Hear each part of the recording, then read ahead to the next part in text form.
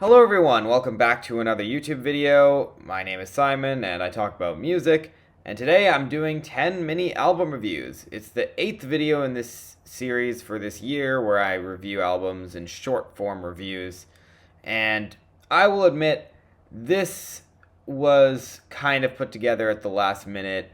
Basically, without getting into all the details, I've had a bit of a weird week. Don't worry, everything's fine. It's just I wasn't really feeling as much motivation to work on these reviews. Doesn't help that the albums were quite underwhelming, but I eventually decided, okay, I guess I better try and get some of this done, and thus, these reviews are not really as in-depth as I was hoping they would be. I mean, I know I've been saying that about a lot of my videos, but yeah, this one, it was kind of rushed, I will fully admit that. But hey, you know what? I still wanted to talk about these albums, get this review video out, and yeah, there's a lot of big releases coming up, so I will be busy with all of that, and I also have a life outside of these reviews, so I don't want to spend too much time just trying to give as detailed reviews as I can. But anyway, let's get these reviews started with... Alright, so I don't really know much about Langhorne Slim, but he's an American country singer who's been releasing music for a few decades now, and he's toured with some big-name artists like the Avett Brothers and Cake, as well as others. And this is his 8th studio album to date, and the first one that I've listened to. And look, this is the kind of country album where the emphasis is on the fairly simple writing and tries to be hooky and easily accessible, with very strong adult contemporary vibes, and it's actually got some good melodies and vocals. And while the production can be kind of shaky at points, I actually really like some of these moments sound-wise, like how Haunted Man pairs the guitar and drums to actually be quite punchy. But these kinds of albums usually have a fairly low ceiling for me, and even then, I don't think this fully gets to that level. It kind of feels like this is both limited in terms of uniqueness, but it also feels like it's, I don't want to say aiming higher, but aiming in a weird direction that doesn't feel like a typical mainstream country album, even if that's what it might appear to be on the surface, aside from the actually being mainstream part, of course. And I think it's got kind of mixed results. This album definitely has some interesting moments, to say the least. Rickety Old Bridge has a very unique sound and some confusing messaging which could come across as blissfully ignorant in any of a number of different ways that I don't even feel like trying to wrap my head around in this short form review. And it's just a weird song overall, even if a mostly good one. But then there's also Loyalty, which is just a totally obnoxious mess. And then there's a song like Possessive, which not only starts with the line, I don't want to be possessive, but I just ain't that progressive to share you with another man. I don't know if he thought this was way funnier, or if he just doesn't realize that being progressive doesn't mean you have to be non-monogamous, but either way, it's a bad line. But also, as much as I can respect the sentiment of him wanting either commitment or to be set free, he seems so indecisive for a song about knowing what he wants, with lines like, I ain't a jealous guy, but I guess I can be. I think this album is oddly charming at times, and sometimes it doesn't feel totally clear what's going on. Look at the penultimate track, Dance On Through, where it sounds like a song of fatherly love at points, but then some of it seems like he's talking to a lover. That's a weird mix for a lot of reasons, but I can still tell what it's aiming for, and I'm not gonna overthink it. And it's a big example of something that I'd have to say about the overall album, which is that to properly enjoy it, you've got to be able to look past some bad writing. And even for me, I can't pretend this was more fun than it actually was. I'm gonna go with a very light 7 out of 10, and even that feels like maybe I'm being a bit nice. But I've certainly heard worse try-hard failures, so I'll give this album a pass. Still, don't take that rating to think that I'm recommending this. I mean, I wouldn't say avoid it at all costs or anything, it's just not that special if you ask me. Here's a new black metal album by this band I never heard of, and it looks like they've gotten quite a bit of acclaim in general, albeit not nearly as much for this album. And right from the moment I hit play on this record, my first thought was, why the hell does the production sound like this? I don't even think I'll have to explain what I don't like about it. Just listen for yourself, and I'm sure you'll know exactly what I'm talking about.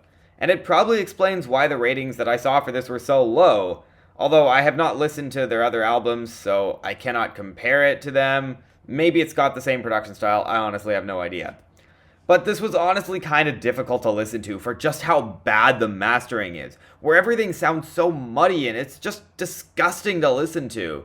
Yeah, maybe that's the point, but it doesn't make this any good. Now, I cannot comment on the lyrics because I couldn't find them anywhere, and I also can't hear them at all, but I don't think the compositions are bad. In fact, there are some redeeming moments in the melodies that can be quite pleasant, or at least would be if it didn't sound like absolute shit. I mean, Flight of the Last Gods has some nice intensity toward the end, and the production isn't as bad on that track, but it still feels ruined. And yeah, I hate that I'm coming down so hard on this. It is all just my opinion, which I should say about every review in this video. And especially considering that I'm not very knowledgeable in the field of music production and mastering, I feel like, yeah, I don't want to come down this hard on this album, but I do know bad quality when I hear it. I guess it sounds a bit better without headphones, but even then it could be a whole lot better, and considering that I'm usually listening on headphones, yeah, 5 out of 10, and really not worth your time in my opinion. I am kinda curious to check out their other albums now because I wonder if the sound quality is better, but if the first comparison that comes to mind for me is Portal, that band who made A Vow and Hegbulbia in 2021, that's not a good sign. I would skip this if I were you. Alright, so this is a little different from what I usually review. For those of you who don't know, and I didn't either until this came out, Beverly Glenn-Copeland is a Canadian singer-songwriter who has been releasing music for over 5 decades, and he announced in 2024 that he'd been diagnosed with dementia. Now, this is an album he made with his wife, Elizabeth Glenn-Copeland, and it features some reworkings of old songs of his, and also some original material as far as I'm aware. And I'll be honest, it's not a style of music I really listen to that often, and honestly, it's a style of music that I'm not quite sure the word for. It kind of reminds me of the sort of thing I'd maybe hear in a play or something, like a musical, but not the kind that's all upbeat and flashy, where it's pretty much just piano and vocals for most of this album. And as much as I want to love this, considering how sweet this is that they made this album together, well, I can acknowledge it's quite good, with some very pretty vocals from both Beverly and Elizabeth, and it's just not really an album that I think I'll be returning to much, and maybe it's just not really my style of music. But honestly, I think if the melodies were a bit stronger, I'd be more wowed. They don't even need to be flashy or catchy, just maybe a little more impactful. And the production sometimes makes me wish this felt a little more focused on the stage performance-like vibe, leading to the problem that a lot of mellow piano songs can run into, where if you don't absolutely nail everything about it, sometimes the flaws can stand out a little bit more than usual. But this is still quite good, I can acknowledge that, and while the very simple messaging and poetry doesn't really wow me, I'll still give this a 7 out of 10 as it is quite well performed and was nice background music for me while I studied for school. So yeah, I'd say it's good. I'd recommend it if you're curious. At this point, I'm sure you all know who Baby Keem is. I mean, when he first got popular 5 years ago, he was mostly known as Kendrick Lamar's cousin, and part of me says that he's made a big enough name for himself that it might be easy for some people to forget that he's Kendrick's cousin, but I just realized during the review process for this that he's barely released anything at all since his debut album The Melodic Blue back in 2021, which featured Kendrick on a few songs, including the excellent track Family Ties, although as a whole that album was kind of underwhelming for me, decent but not great. Now, Kendrick is actually featured on this album a couple times too, credited on Good Flirts and uncredited on House Money, the latter of which I like him better on. But let's be honest, this is Baby Keem's moment, not Kendrick's, and I think its best moments are in large part due to Baby Keem himself. I mean, it makes sense considering it's his album, but I really like the way he fits his rapping within the instrumentals, with really good flow and cadence. His singing, on the other hand, well, it could use some improvement, but it's not terrible, and I can oddly hear some potential in it on Dramatic Girl. I do wish the production were better at points here, but sometimes it can hit really hard, like the crisp trap percussion that brings so much punch to House Money, or the excellent beat switches, which all have great sound quality on Circus Freestyle, and the more serious tone of I Am Not a Lyricist is really helped by the production. And speaking of which, I like a lot of the lyrics here. Some of them seem to just be wordplay to help work with the beats and production and try and make some bangers, and he's pretty good at that too. And there's also some commentary on his childhood, including his mother's issues with addiction.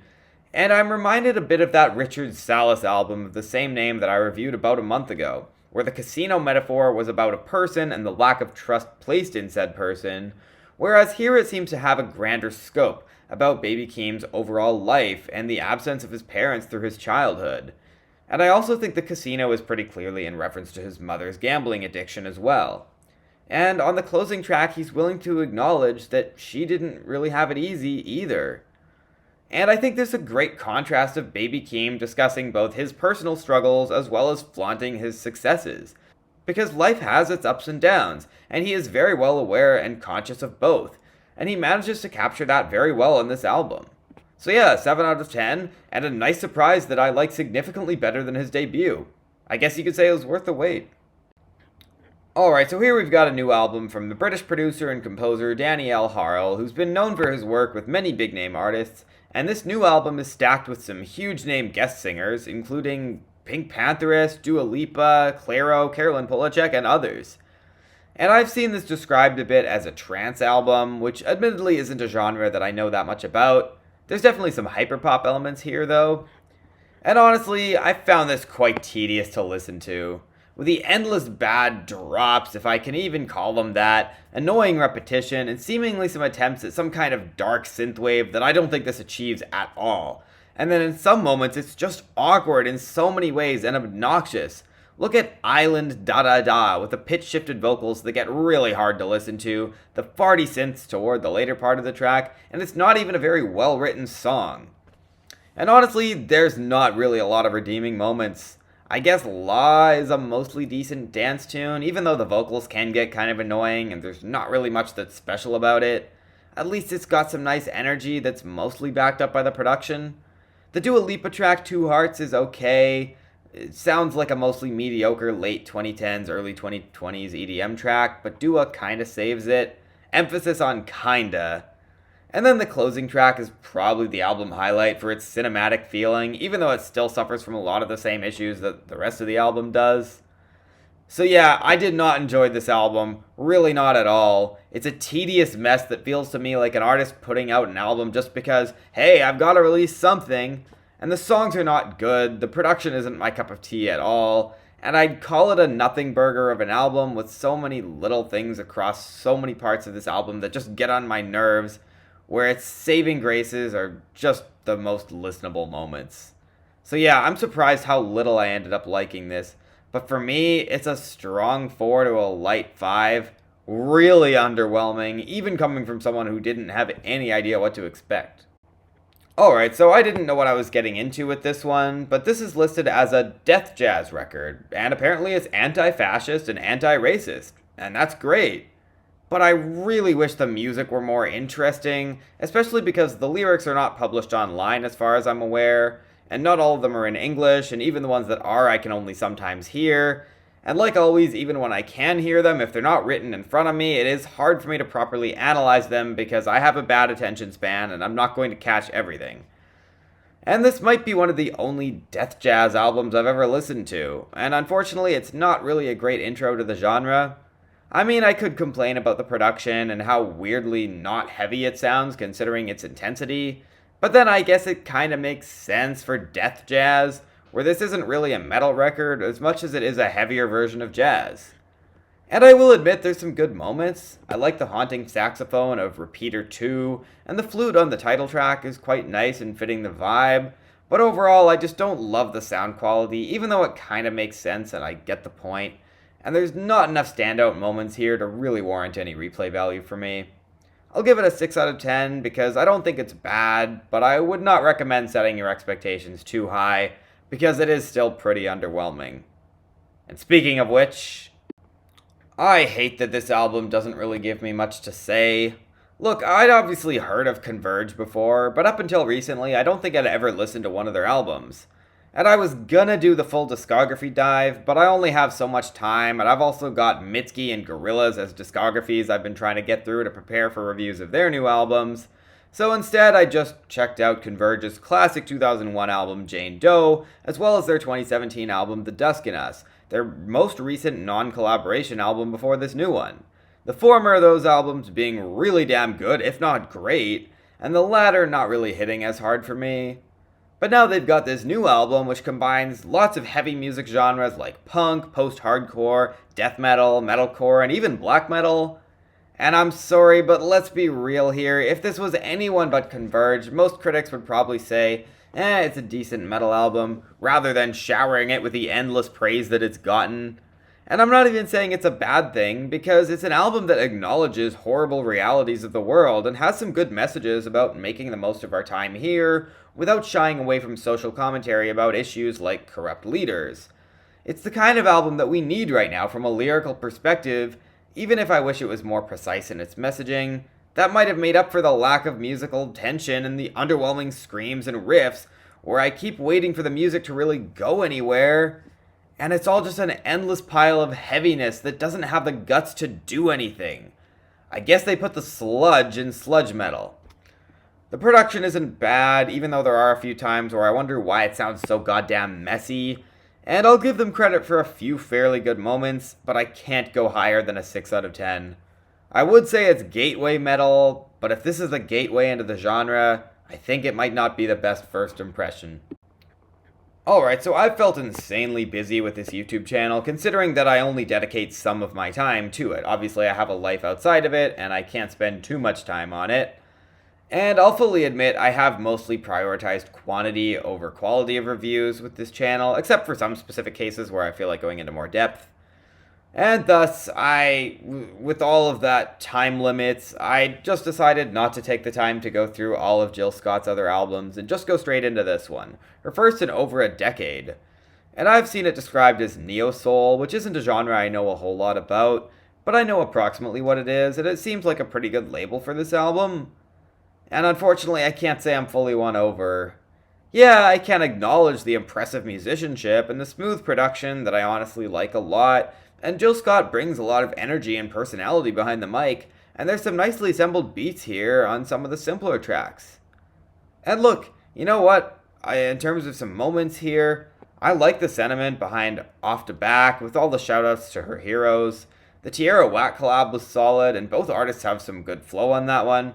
The disclaimer track right before Pay You on Tuesday was really funny, leading into one of the album's best songs, and I guess a try not to sing along challenge for the non-black folks like myself. And there's also Pressure, which is also catchy and has an interesting story in its lyrics, where the pressure in the chorus seems to be on both the narrator and someone else. Me 4 is both funny and sad, and it's quite effective in that, and I like the outside-the-box symbolic math equations on the meth. I also really enjoyed the Absol collab Ode to Nikki, as well as To Be Honest with Jid. And the funky Right Here, Right Now was a nice late album surprise. But I don't know, something just isn't clicking, and I think it's partially that the vast majority of even the tracks that I just mentioned are not great songs, and the album just feels overly long and eventually feels lacking in variety, almost like I'm listening to the same song over and over again. Which feels like an exaggeration, because I've heard way more tedious albums which feel way more like it's just the same song. But I don't know, it's just got kind of, I just get kind of tired of this, and I wish more individual songs really stood out. Still, 7 out of 10, it's good, I wouldn't call it great, but I'd still recommend it if you've got the time. Alright, so this is Megan Moroney's third studio album, and I haven't listened to either of her first two, but I do remember liking Tennessee Orange a few years ago, so it gave me at least some hope that this could be decent. And yeah, I'll give her some credit for this being a pretty good album. And it's honestly not one that gives me a whole lot to say, unless I wanted to go over each individual track. So to name a few, I really like the message of Beautiful Things. Liars and Tigers and Bears is a pretty great song in the same vein as Casey Musgrave's Follow Your Arrow. Absolutely a compliment. Oh, and speaking of Casey, she's got a great feature on this album. And I also like the composition of Convincing, even if it does sound a little basic. And Waiting on the Rain is a very strong closer, showing her moving on from a relationship and embracing the time it'll take to get over it. And I'll even mostly defend that Ed Sheeran collab. Kinda reminds me of his appearance on the Taylor Swift album Red, where on paper it seems like he's the last thing you need in that part of the album, but it fits. I do sometimes wish the production had a bit more bite to it, and Megan Moroney is absolutely not doing anything revolutionary or particularly unique for country music, but it's consistently solid with a couple legit great songs, and there isn't an obvious dud here either. So 7 out of 10, and I'm glad Megan Moroney has been getting so popular. I guess she might be one of the saviors of mainstream country, although I've been so out of the loop on mainstream country in general, so who am I to say? So here's a shoegaze band from Brooklyn, New York, with their first studio album in 3.5 years, and it's my only exposure to this band thus far. And I read a tiny bit about this album, mainly the first 2 paragraphs of its Bandcamp description, which talks about monsters being multifaceted things, and a few different definitions of what they could be. And singer Ray Haas said most of the lyrics center around shadow work, and that it's about killing the monsters rather than yourself. Ray is also not the only vocalist here, as guitarist Jake Harms also sings on this album, and Ray Haas also plays the synth. And unfortunately, I just don't have that much to say about the album itself, which isn't really clicking for me. I think the vocals are pretty good, and it's a cool concept which can sometimes have some interesting sentiments, like on Shape of an Angel, with the lyrics about a fake love where the narrator's dog is the main reason for the other person's interest. Usually songwriters write that same idea from the other perspective, so it's an interesting twist. And I'll give them credit for some good guitar timbres, like the contrast of distortion and clean guitars on Blue Ridge Mountains. But I don't find the melodies particularly striking. The production does have a tendency to blend everything together in ways that don't let the individual elements stand out as much, and the lyrics are written in metaphors and imagery that just don't do anything for me at all. The monster themes don't feel as prevalent as I was expecting. I guess it's just very abstract, and in a way that leaves me feeling like it all basically never happened. I'm not going to say it's bad, but it's very much not for me. 5 out of 10, and I'm probably going to forget about this very soon. Yeah, so a bit of a disappointing episode. No legit great albums for me. And yeah, there were some pretty good ones, but for the most part, it was just underwhelming overall. But it's all just my opinion at the end of the day. Feel free to let me know what you think in the comments section down below. There's definitely quite a few album releases that I want to talk about soon, so I don't want to waste too much time on this outro, and it's also late at night and I should probably get some sleep, but anyway, feel free to let me know what you think in the comment section down below. I will be back soon with more reviews.